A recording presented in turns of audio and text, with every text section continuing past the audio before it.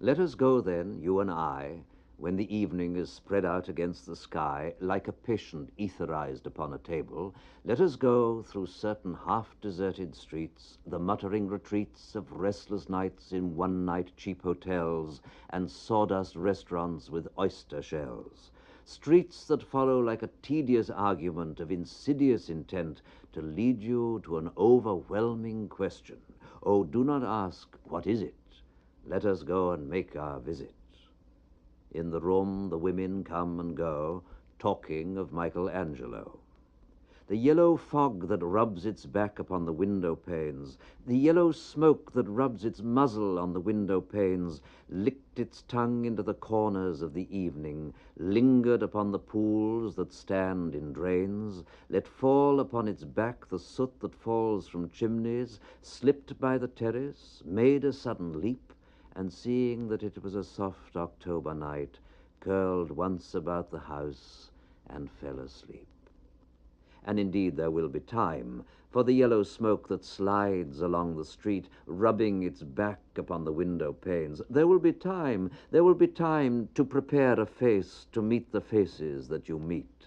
There will be time to murder and create, and time for all the works and days of hands that lift and drop a question on your plate.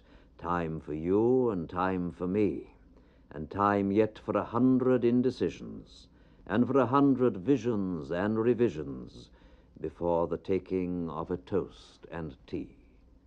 In the room the women come and go, talking of Michelangelo. And indeed there will be time to wonder, do I dare, and do I dare? Time to turn back and descend the stair, with a bald spot in the middle of my hair. They will say, how his hair is growing thin. My morning coat, my collar mounting firmly to the chin, my necktie rich and modest, but asserted by a simple pin. They will say, but how his arms and legs are thin. Do I dare disturb the universe? In a minute there is time for decisions and revisions which a minute will reverse. For I have known them all already, known them all. Have known the evenings, mornings, afternoons. I have measured out my life with coffee spoons.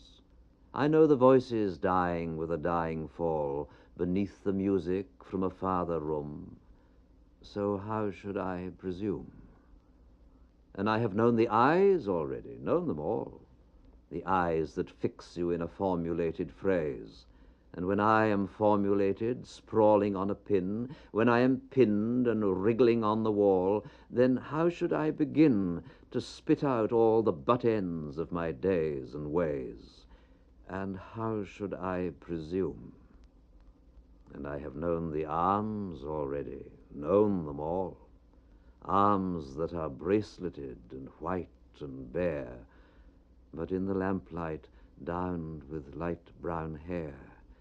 Is it perfume from a dress that makes me so digress? Arms that lie along a table or wrap about a shawl. And should I then presume? And how should I begin?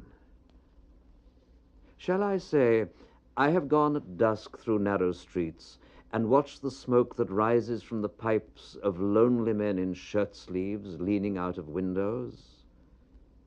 I should have been a pair of ragged claws scuttling across the floors of silent seas.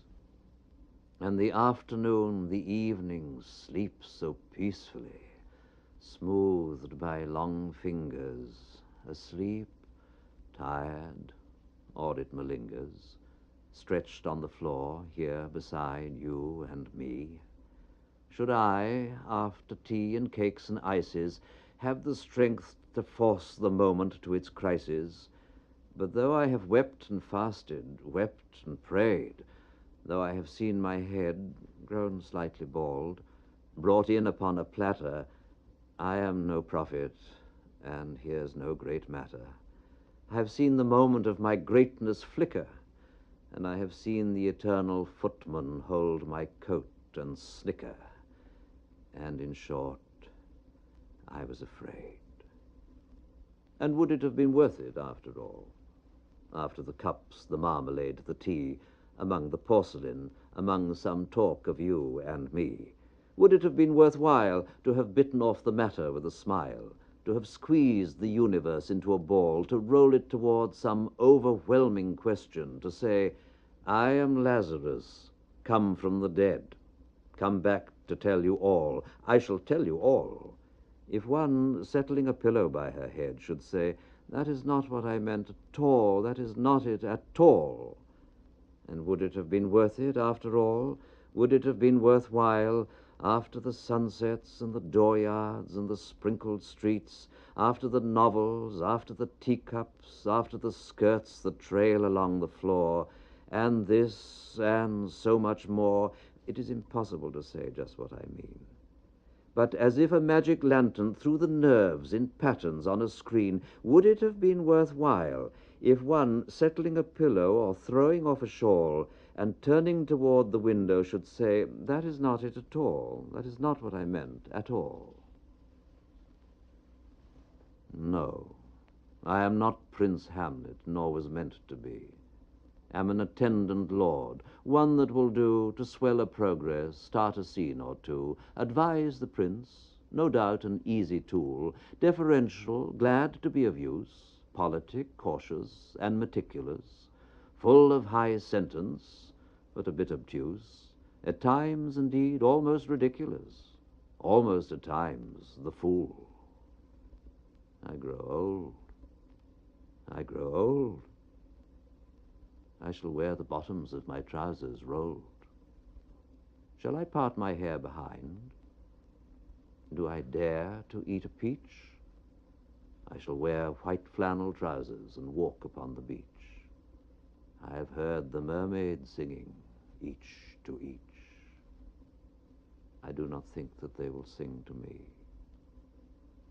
I have seen them riding seaward on the waves, combing the white hair of the waves blown back when the wind blows the water white and black.